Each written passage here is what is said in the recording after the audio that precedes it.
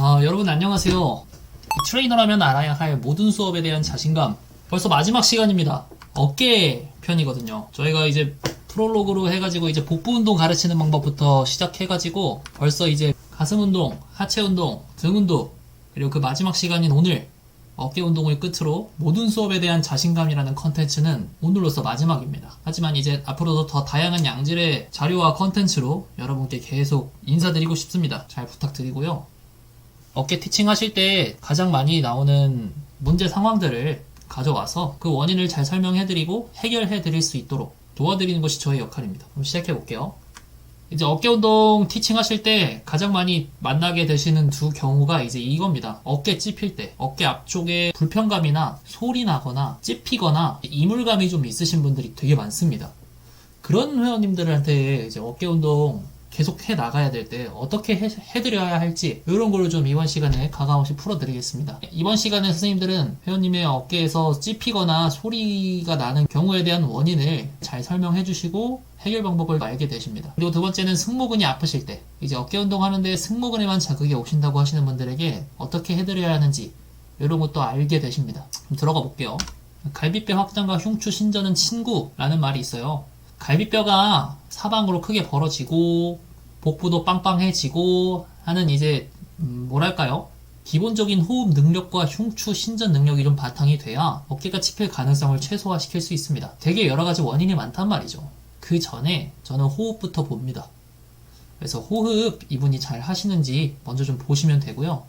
이 호흡 어떻게 해야 하는지는 제가 앞전의 영상들에서 계속 언급해드렸던 거기 때문에 이번 기회로 한번 다른 영상도 좀 봐주시면 너무 감사할 것 같아요. 그래서 이쪽은 결국 이제 갈비뼈의 이 확장과 축소 요 과정이 잘 되어야만 팔을 들었을 때 많은 변수들 중에 하나를 제거할 수 있는 거니까 이제 호흡이 잘 되시는지 보고 그 호흡을 먼저 잘 만들어 드리는 게 일단 1번으로 생각합니다. 여기서부터는 이제 좀 많이 딥합니다. 제가 오늘 말씀드리고 싶은 것이 지금부터 시작이에요. 여기 오른쪽 사진 보시면 어때요? 이 팔을 머리 위로 든 사람입니다. 팔을 머리 위로 들어줄 때 몇 가지 근육들이 잘 늘어나줘야 하는데 그 근육들이 잘 늘어나주지 못하면 이물감이나 통증이나 불편감이나 소리 이런 게 좀 날 수 있다는 거죠. 그래서 어깨가 잘 움직일 수 있게 하는 환경을 만들어주기 위해서 적절한 평가가 필요합니다. 그냥 회전근개에 좋은 운동 하면서 어깨 이거 외회전 시키고 밴드 돌리고 억지로 그렇게 하는 게 아니라 이 사람한테 필요한 운동이 뭐지? 이거를 처방을 해드려야 하거든요. 그분한테 맞는 스트레칭이 필요할 수 있고 그분한테 맞춘 견갑골 운동이 될 수 있고 그분에게 맞춘 어떤 신장성 운동이 될 수도 있고 아까 말 맞다나 회전근개 운동이 필요한 사람이 있고 이렇기 때문에 어떤 근육이 문제인지 평가가 가장 우선시 되어야 한단 말이죠. 막말로 있죠. 이런 평가 없이 회전근개에 좋다는 운동, 어깨에 소리 안 나는 운동 이런 거에 좋다는 운동 하시다가 이제 강화하지 않아도 되는 근육에 이미 잘 쓰고 계신 근육의 강화를 일으키면은 시간 낭비입니다. 잘못된 근육을 목표로 삼으면 문제는 오히려 악화시킬 수도 있거든요. 그렇기 때문에 어떤 근육을 훈련해야 될지 무작정 추측하고 이거 좋다니까 시키자 하는 것보다는 적절하게 평가하고 실제로 필요한 훈련을 이 사람에게 처방해드릴 필요가 있는 거죠. 예를 들면 이제 팔을 들 때 상부 승모근이랑 전거근이랑 하부 승모근이 잘 일을 해야 되는데 팔을 들 때 도움이 되는 근육들을 전부 다 운동시켜버리면 정작 약했던 하부 승모근 레이즈에는 집중하지 못하고 다른 것에 시간을 낭비하게 되는 격이 되는 거죠. 그러면 불균형은 더 강화되죠. 그렇기 때문에 평가에 조금 목숨을 거셔야 된다. 목숨까지는 아니고 평가에 포커스를 두셔야 된다. 맨 마지막에 빨간색으로 써있는 게 좀 중요해요. 이 견봉이라고 해가지고 날개뼈 앞쪽에 붙어있는 그 구조물이 있어요. 이렇게 튀어나온 그 견봉이라고 있는데 그 견봉이 사람마다 다 다릅니다.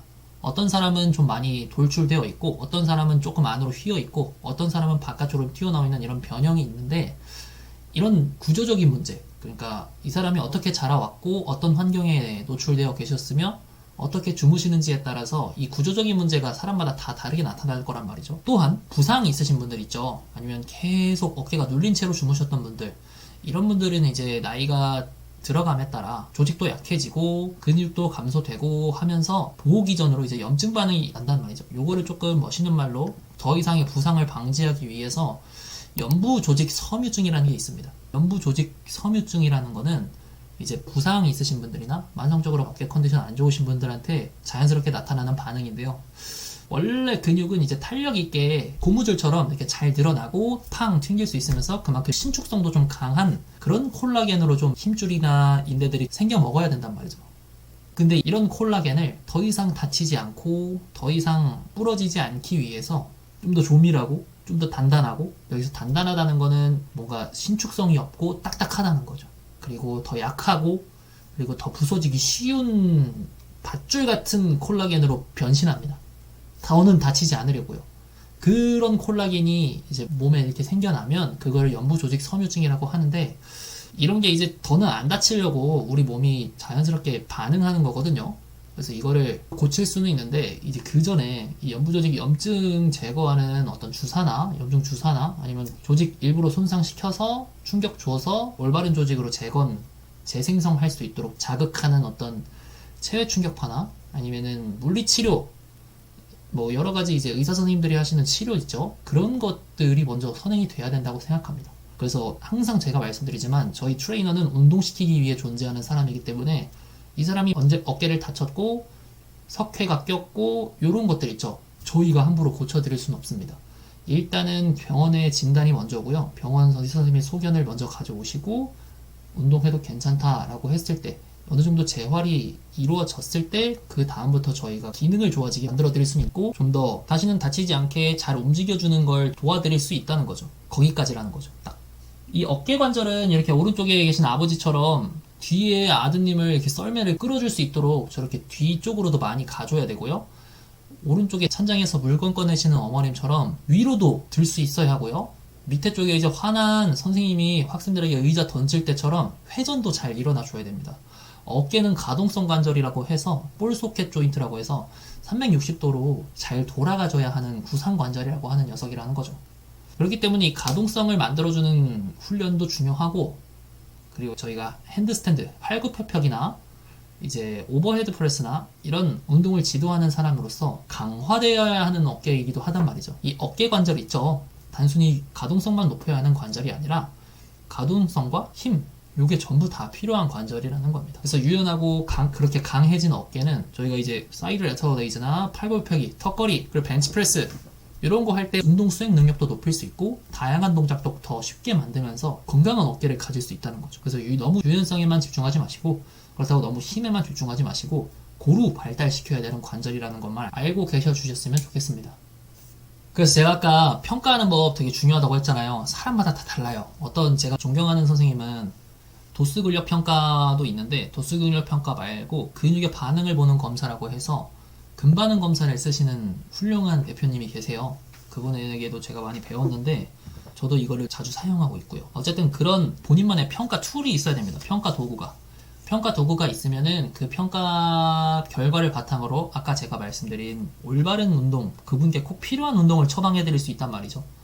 그래서 이제 가장 대중적으로 사용될 수 있고 평가하기도 쉬운 게 뭐가 있을까 공부해봤는데, 벽에 기대가지고 두 막대기를 잡고 팔을 머리 위로 드는 겁니다. 이때 여기 체크된 부분 있죠. 허리, 요추가 뜨면 안 됩니다.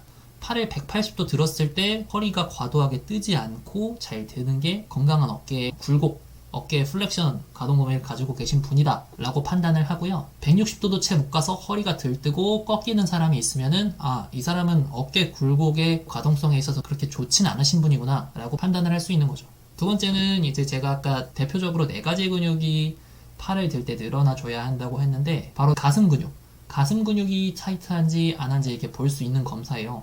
벤치에 회원을 저렇게 눕혀놓고요. 선생님은 정수리가 보이는 위치에 가서 팔을 저렇게 시켜봤을 때 어깨 중심선상 기준, 그러니까 뒤에서 봤을 땐 이런 모습이겠죠. 이렇게 누워 계실 거고요.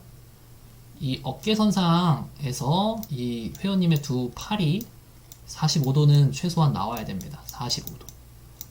이 정도는 나와야 되는데 한 여기까지밖에 안 온다? 여기까지밖에 안 온다? 그러면은 이 사람은 가슴 근육이 이 사람의 어깨 굴곡 가동 범위를 제한하고 있구나, 이렇게 판단하셔야 됩니다. 그러면서 이 사람한테 필요한 광배근 스트레칭이 아니라 가슴 근육 스트레칭을 시켜야 된다는 거죠. 가동 범위 검사가 가장 쉽고 접근하기도 편해요. 그래서 요거를 좀 추천드리고요. 팔을 들 때 발동이 되는데, 견갑하근이라고 해서 팔을 안쪽으로 회전시켜주는 내회전 근육이라고 있습니다. 회전 근개 중에 하나고요. 견갑골 안쪽에 붙어서 위팔표에서 끝납니다. 이 견갑하근이라는 녀석이 단축이 되어 있는지 보려면 저렇게 무릎 위에 팔꿈치를 대고 팔을 쭉 몸 바깥쪽으로 돌려봤을 때 저렇게 45도 정도는 나와야 됩니다.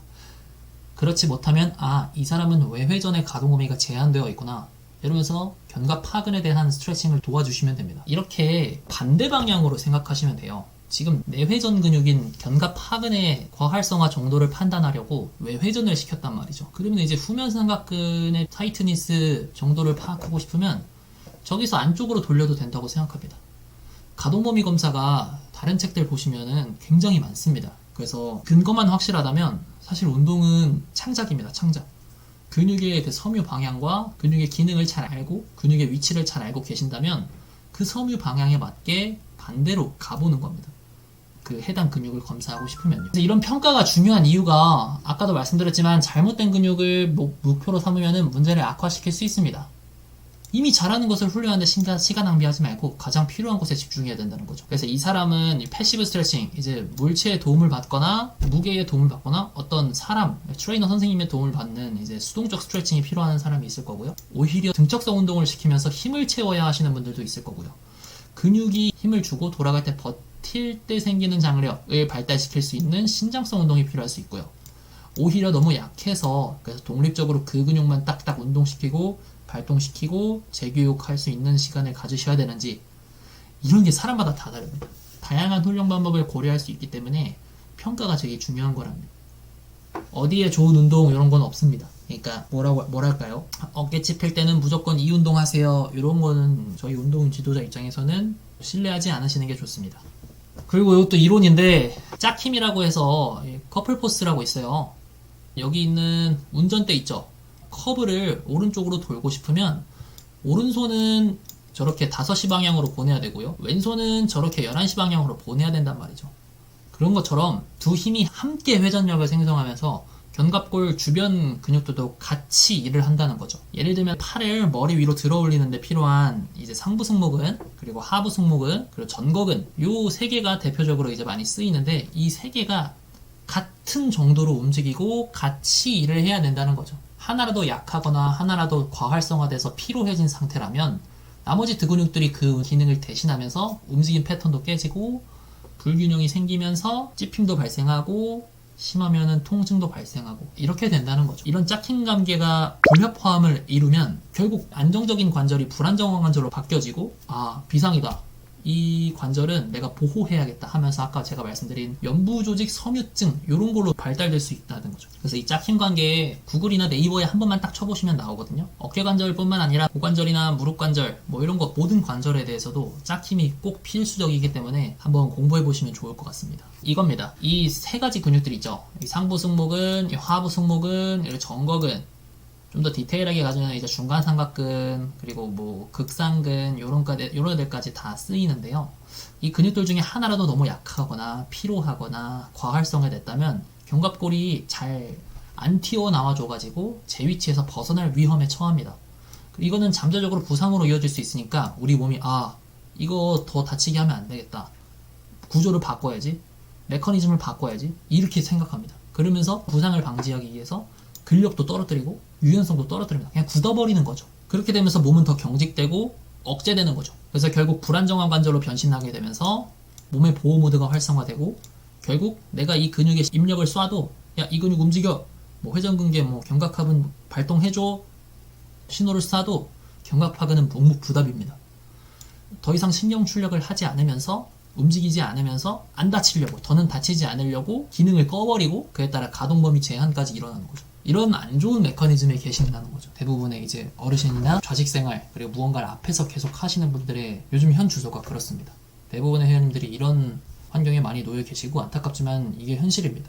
그래서 이거를 잘 알고 계셔야 운동 접근 방법도 다른 거예요. 냅다 그냥 밴드 외회전 운동 하시면서 밴드 돌리기 이런 거 시키면 안 된다는 겁니다. 그래서 평가 같은 거 많이 공부해보시고 적용해보시면서 멋있는 트레이너로 거듭나셨으면 좋겠습니다. 그리고 이제 회전근개 이제 말씀드려야 되는데, 회전근개 운동 지도자라고 하면은 회전근개에 대해서 절대 모르고 계시면 안 됩니다. 이걸 모르고 계시면요, 그냥 회원님을 회전근개에 좋은 운동, 그리고 회전근개 안 쓰는 운동만 시켜야지 하면서 계속 동네에 계실 수 있습니다. 저희는 이제 차세대 트레이너로서 인정받고 존중받아야 하는 사람이란 말이죠. 신뢰감을 바탕으로 책임감을 갖고, 그게 이제 회원분들한테도 그런 노력들이 비춰지면 선생님의 그 매출이나 인지도나 입지나 주변 사람들의 선생님들 시선이 다 좋아진다는 거죠. 그래서 그렇게 좀 되셨으면 좋겠어서 이런 소리를 잠깐 했습니다. 회전근개는 이제 뒤쪽에 이제 극상근, 그리고 그 밑에 극하근, 그리고 그 밑에 소원근, 이렇게 세 개가 있고요. 앞쪽에 견갑하근이라고 해서 날개뼈 안쪽에 시작해서 위팔뼈 쪽에 붙어요. 이걸 위팔뼈 머리라고 하고요. 여기 날개뼈 쪽에 여기 견갑극이라고 있어요. 견갑극근, 견갑극이라고 하는 뼈 명칭이 있는데, 이게 이제 극이 가시극자 써가지고 맞나? 가시극자 맞나요? 그렇게 생각하시면 돼요. 이 견갑극 기준으로 위에 있으면 극상근, 밑에 있으면 극하근 해가지고 실제로 신용어도 가시위근이고요. 상이 위잖아요. 하가 아래고, 신용어가 가시 아래근입니다.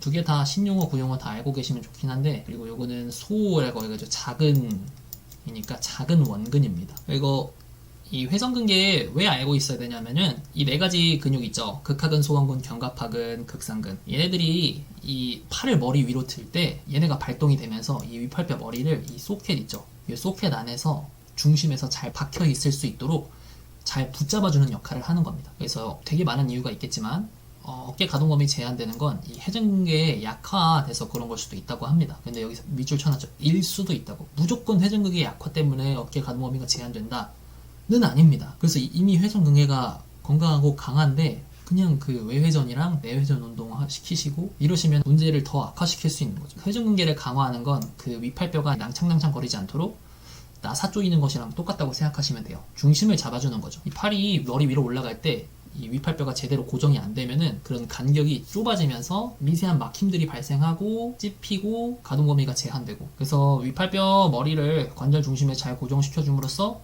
견갑골이 잘 따라 나와줄 수 있게 도와주는 핵심 안정화 메커니즘이라고 생각하시면 됩니다. 팔뼈 머리가 일단 제 중앙에 있어야 견갑골이 그걸 잘 믿어주면서 믿고 잘 따라 나와주겠죠. 견갑골 주변 근육이랑 회전근개 근육이랑 서로 상부상조하는 겁니다. 서로 믿고 가야 되는 겁니다. 여기까지만 하고, 두 번째는 승모근 아플 때요. 이 사이드 레터럴레이즈 할 때 가장 승모근 많이 아파하시거든요. 일단 이 체크리스트를 점검해 보셔야 됩니다. 첫 번째는 이 사람이 쇄골은 잘 들어서 가슴 폈는지, 두 번째는 날개뼈를 잘 바깥으로 빼놨는지. 날개뼈 잘 바깥으로 빼놨다는 게 뭐냐면 날개뼈 상방회전 시키는 느낌 잘 알려주셔야 되고, 저희 대표님은 어떻게 하냐면 회원님 뒤에 서서 두 날개뼈를 이렇게 어깨를 양옆으로 쭉 빼주는 액션을 취하십니다.